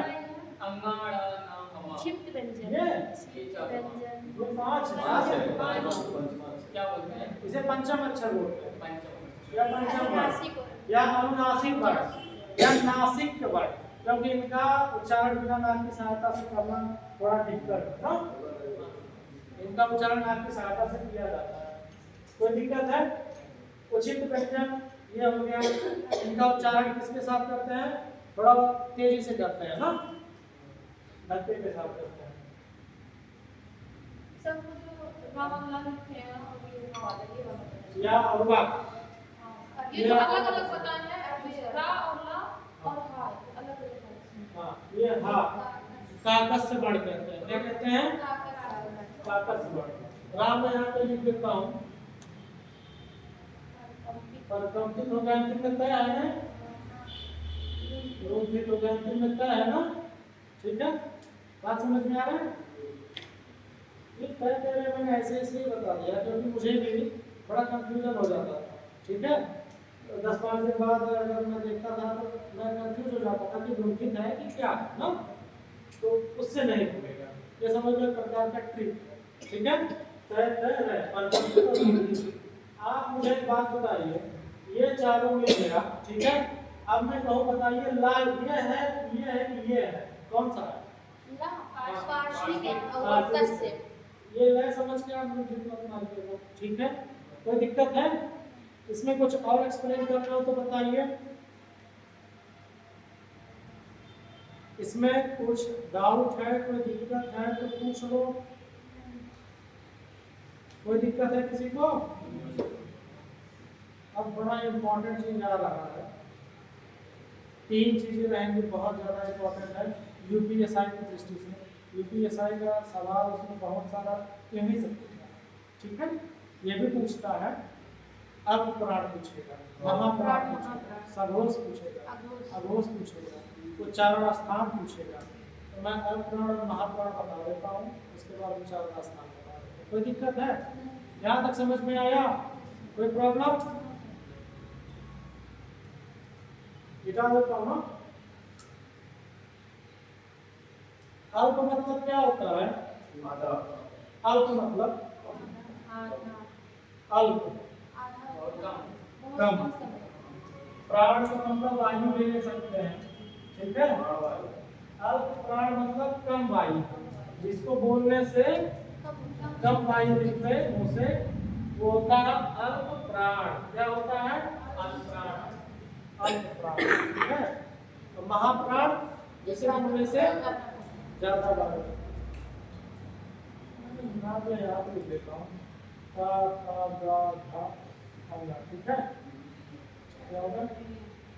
का का गा धा इनम का का गा धा अला का का गा धा ना का का बा धा मा या ला वा।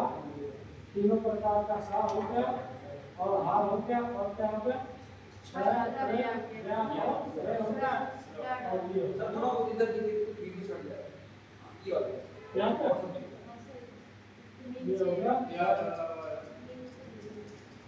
ये होगा ना।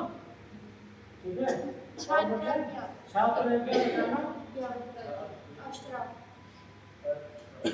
ठीक है, और कुछ बचा उसमें?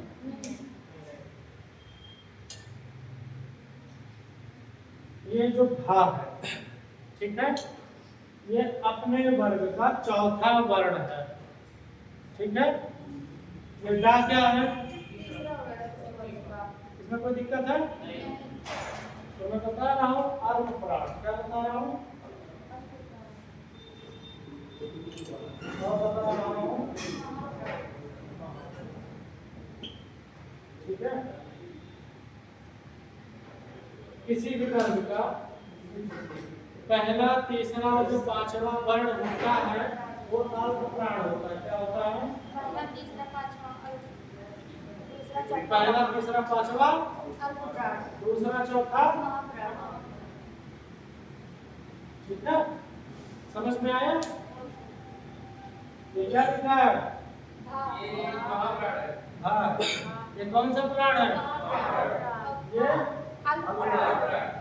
ये हो गए सारे के सारे पहला, ये हो गया तीसरा, ये हो गया ये सब जो है ये अल्प प्राण है। दूसरा चौथा महाप्राण। अच्छा, जो स्वर होते हैं ये भी अल्प प्राण होते हैं। ठीक है, क्योंकि जब इनको हम बोलते हैं तो स्वर आता है कि नहीं आता? कहा बोलेंगे स्वर आता है कि नहीं आता? तो टाइम लग रहा है, ज्यादा हवा निकलेगी मुंह से, है निकलेगा। तो छोटा बोलेंगे जाहिर सी बात और कम निकलेगा। जितने भी प्रकार के स्वर होते हैं वो सब क्या है? अल्प प्राण। क्या है? अल्प प्राण। सभी स्वर क्या है? और अंतस्थ। मैं यहाँ पे नहीं लिख रहा हूँ यारा लावा, ठीक है, मैं अंतस्थ लिख देता हूँ, आप समझ जाइए कि मैं यारा लावा की बात कर रहा हूँ। ठीक है, तो जो या र और व हैं ये सब भी क्या है? अंतस्थ वर्ण। ये सब क्या है? अल्प प्राण। क्या है? और तीनों प्रकार का सा और हा। जब भी आप सा बोलते हैं तो आपके मुख से वायु ज्यादा निकलती है ना, तो महाप्राण। हा बोलेंगे तो आपके मुख से ज्यादा वायु निकलेगी, तो महाप्राण। तो जो तीनों प्रकार का सा होता है और हा होता है वो क्या होगा? तीनों प्रकार का सा। ठीक है, और ठीक है, ये क्या होगा? महाप्राण हो गया। कोई दिक्कत है? हाँ, पहले तो आपका अल्प प्राण हो गया, क्योंकि मैंने यहाँ पे लिख दिया अंतस्थ वर्ण। ठीक है, कोई कंफ्यूजन है? अच्छा, जो दो उचित व्यंजन है उसमें भी आपको बता देते हैं कौन अल्प प्राण है कौन महाप्राण है। आप नहीं बताएंगे। जब आप बोलते हैं सड़क तो स और क के बीच में एक वर्ण आता है। ठीक है, उस वर्ण का आप उच्चारण करते हैं तो टाइम लगता है थोड़ा सा ना। जब आप बोलते हैं पढ़ना तो पा और ना के बीच में एक वर्ण आता है, उसका भी उच्चारण करते हैं, थोड़ा सा टाइम लगता है। बात समझे? पहले सा और टा के बीच में अक्षर आता है, उसका उच्चारण टाइम लगता है। पढ़ना में प और न के बीच में भी एक अक्षर है, उसका उच्चारण टाइम लगता है। आप मुझे बताओ इन दोनों में किसका उच्चारण ज्यादा समय में किया जाता है? पढ़ना बोलते हैं तो जो है उसका उच्चारण थोड़ा टाइम ज्यादा लगा, कि सड़क में टाइम ज्यादा लगा? तो ये जो आपका है हो गया वही महाप्राण। ज्यादा टाइम लगा मतलब ज्यादा वायु निकली, तो ये क्या? महाप्राण। और ये क्या है? अल्प प्राण। बात समझ में आ रहा है? कोई दिक्कत है? कोई दिक्कत नहीं है? तो अब आपको अल्प प्राण और महाप्राण में कंफ्यूजन नहीं होनी चाहिए। ठीक है, घोष सघोष की बात करते हैं। जो आपका घोष है ना उसी को सघोष बोल देते हैं। क्या कह देते हैं? तो एक ही चीज होता है, दो ही चीज, एक तो होता है सघोष, एक होता है अघोष। क्या होता है? आपसे पूछेगा कि बताइए इन व्यंजनों में कौन सा व्यंजन या इन वर्णों में कौन सा वर्ण सघोष है? सघोष वर्ण, सघोष व्यंजन। ठीक है, अघोष वर्ण, ये सारी चीजें पूछेगा। ठीक है, कोई दिक्कत आ रहा है? आवाज आ रही है?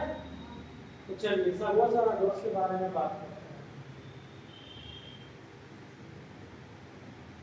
सघोष को ही कई बार घोष लिख देता, कोई दिक्कत है?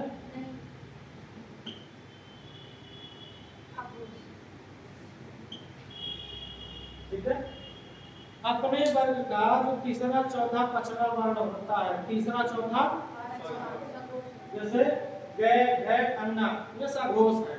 क्या है? तो तीसरा चौथा और पांचवा ये कौन से वर्ण कहलाते हैं? सघोष वर्ण कहलाते हैं। आप इसमें बता सकते हैं कि इसमें ये जो आपका व्यंजन है कितने सघोष हैं?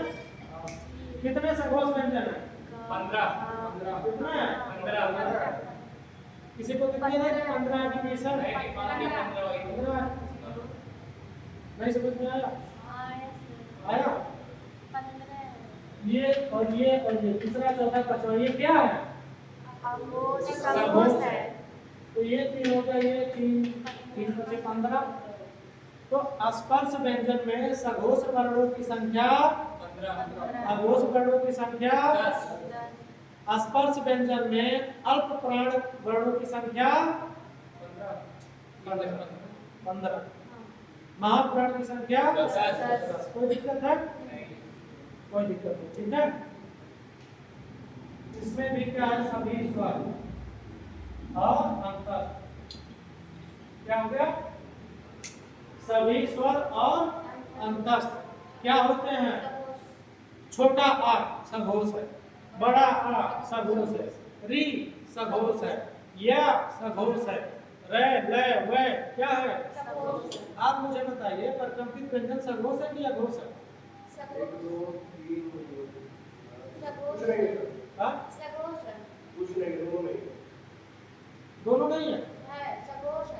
मैंने कहा सभी अंतस्थ, ये अंतस्थ क्या होते हैं? सघोष क्या होते हैं? कोई दिक्कत है? तो परकंपित व्यंजन मतलब रे, और रे किस में आता है? अंतस्थ में। तो रे क्या हो गया? सघोष हो गया। कोई दिक्कत है क्या? क्या प्रॉब्लम है बताइए, तभी तो जानूंगा।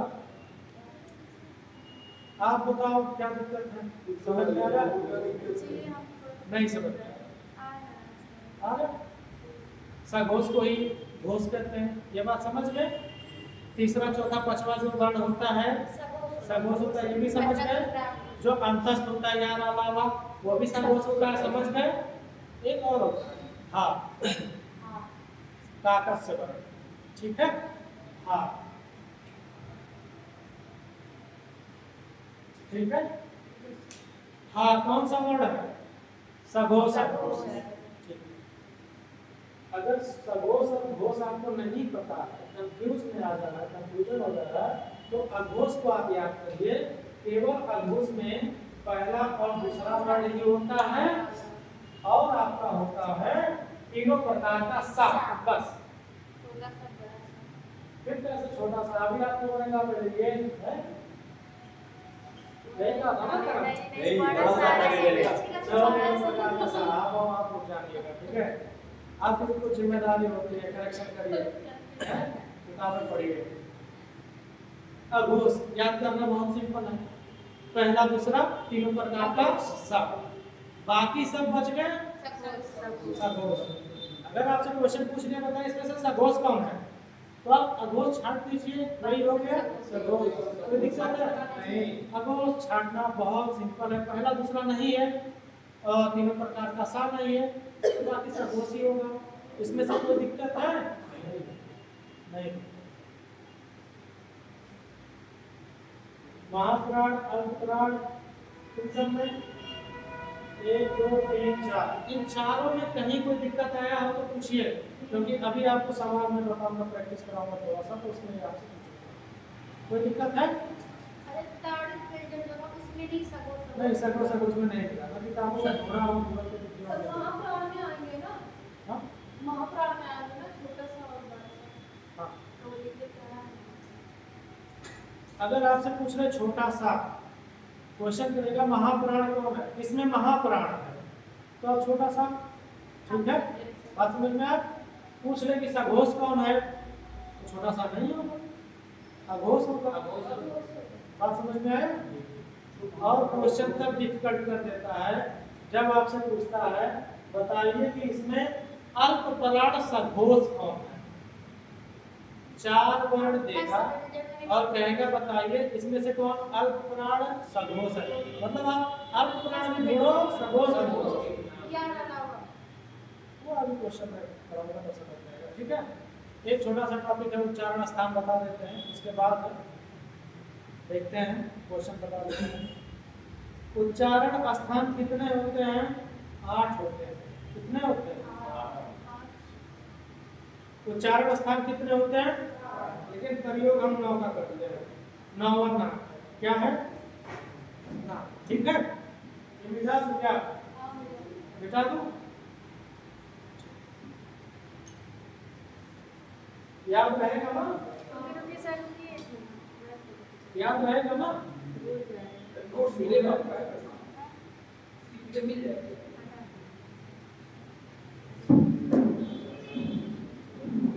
कितने उच्चारण स्थान होते हैं? प्रयोग कितने कर सकते हैं? 9वां कौन सा है?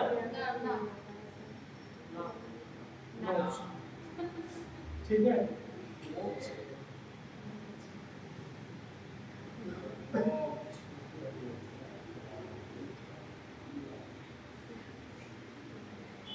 एक होता है कंठ, क्या होता है? कंठ। दूसरा क्या होता है? मूर्धा। दूसरा तालु। ये सब होता है, ठीक है। तो मैं एक ट्रिक लिख रहा हूँ, उस ट्रिक की सहायता से आप बता सकते हैं कि किसका उच्चारण हम कंठ की सहायता से करते हैं, ठीक है। ट्रिक है छोटा सा, किसी को पता है?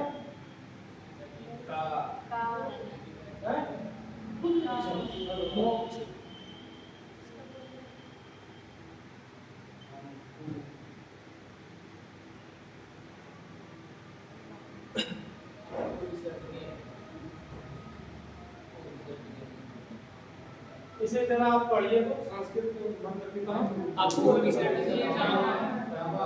अपूर्वा विसर्जनीय नाम कंठ। कंठ है, कंठ नहीं, पढ़िए फिर से। ठीक है। अकु में ये छोटा आ, क्या है?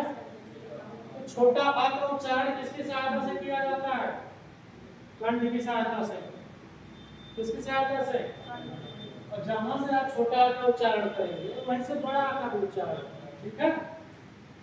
तो आपसे परीक्षा में पूछेगा, 4 वर्ण देके कहेगा इन वर्णों में किसका उच्चारण कंठ की सहायता से किया जाता है? तो छोटा और बड़ा हो गया, ठीक है। छोटा और बड़ा का उच्चारण स्थान क्या है? बोलो, क्या है? कंठ। आप यहाँ पे कापा छोटा वर्ण में आपको दिख रहा है? तो ये हो गया कवर्ग। क्या हो गया? कवर्ग में कितने व्यंजन हैं? 5 है। काका का गामना, जी सर, ठीक है। काका का, तो का का उच्चारण स्थान, का का उच्चारण स्थान, खा का, गाय का, ठीक है। काका काका अन्ना, ये 5 व्यंजन हो गए। इनका उच्चारण स्थान कंठ हो गया। कोई दिक्कत है? नहीं। यहाँ पे हा है, काकस्य व्यंजन, काकस्य वर्ण, इसका उच्चारण स्थान भी कंठ है। क्या है? यहाँ पे विसर्ग लगा है, इसका मतलब विसर्ग हो गया। विसर्ग का उच्चारण स्थान क्या है? कंठ है। तो 5, 2, 7, 8, 9, यहाँ पे 9 वर्ण आपको दिख रहे हैं। छोटा बड़ा काका का गहना और हा और विसर्ग, ये जो है ना, इन्हीं का उच्चारण स्थान कंठ है। क्या है? कोई दिक्कत है? जब मैं पहली बार पढ़ा रहा था तो इसमें कोई बालक था, वो कंठ का नाम ले रहा था, उसको ज़्यादा समझ में आता। कोई दिक्कत है? अकुहा विसर्जनीय नाम कंठ। जब आपको ये याद रहेगा अकुहा विसर्जनीय नाम कंठ, तो आप नहीं भूलेंगे कि इसका उच्चारण कंठ की सहायता से किया जाता। एक ऐसे छोटी सी ट्रिक है, इचु यसा नाम कारक, ठीक है। एक दिन मैं आपसे पूछता हूँ, यशस्वी कैसे लिखा जाता है? यशस्वी, बड़ा सा रहेगा फिर आधा सा, आधा सा, कौन सा सा? छोटा सा, ये हो गया। लस्सी कैसे लिखा जाता है? यही है।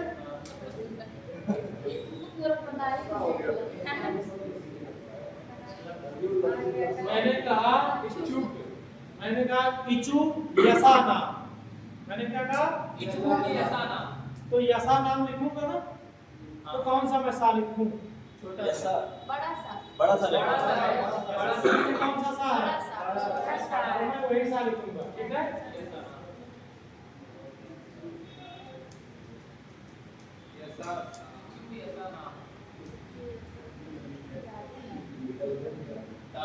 असाना तालव्य। कोई दिक्कत है? अब मैं यहाँ पे ये नहीं लिखूंगा कि छोटी टी का उच्चारण स्थान तालव्य तालु, ठीक है? तालु समझते हैं ना क्या होता है? हैं?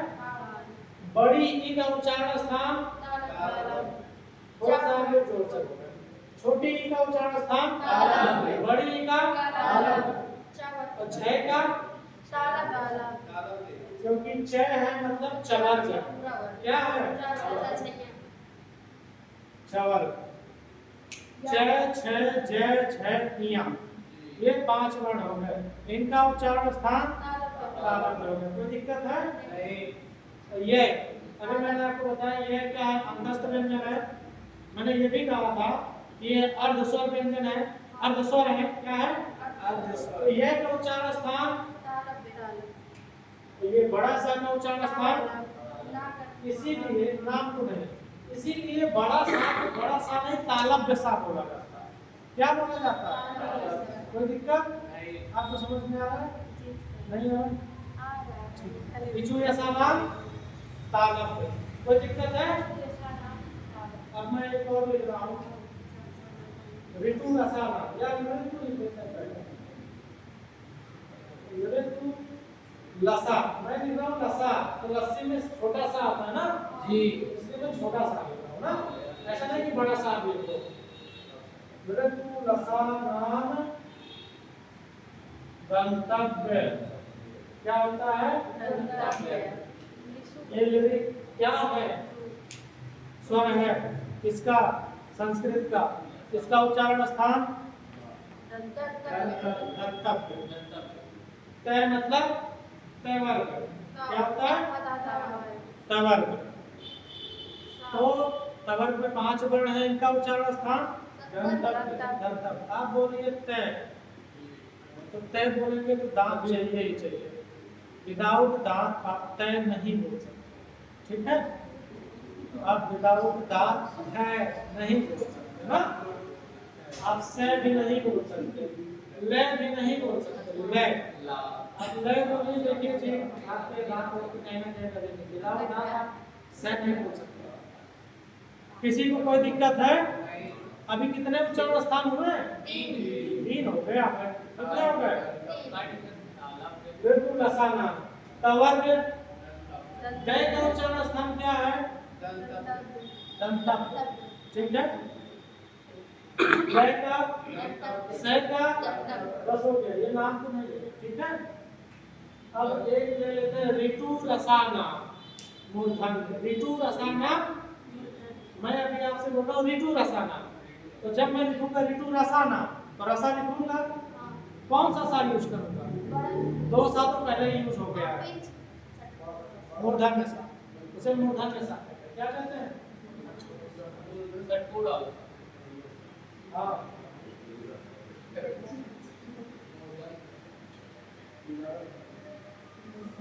मूर्धन्य, ठीक है? हाँ, ये री है, क्या है? तो छोटी री का उच्चारण स्थान क्या है? मूर्धा। क्या है? मूर्धा मतलब मूर्धन्य, ठीक है? जहां से छोटी री का उच्चारण वहीं से बड़ी री का उच्चारण, ठीक है? तवर्ग क्या होता है?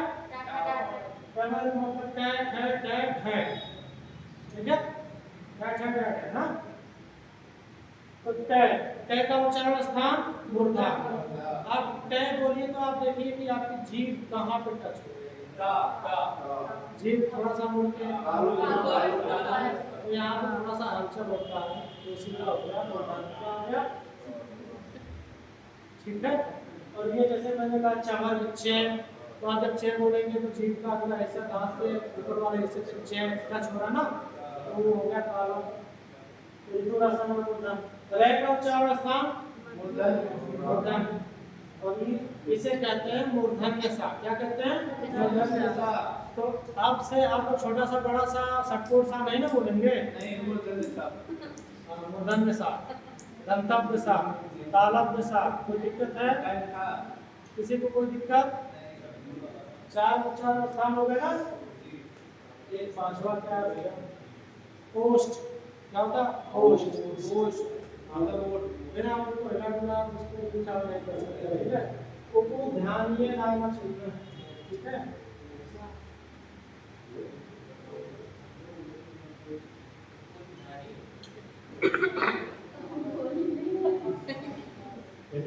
कुकु ध्यानीय नाम, जहाँ से छोटा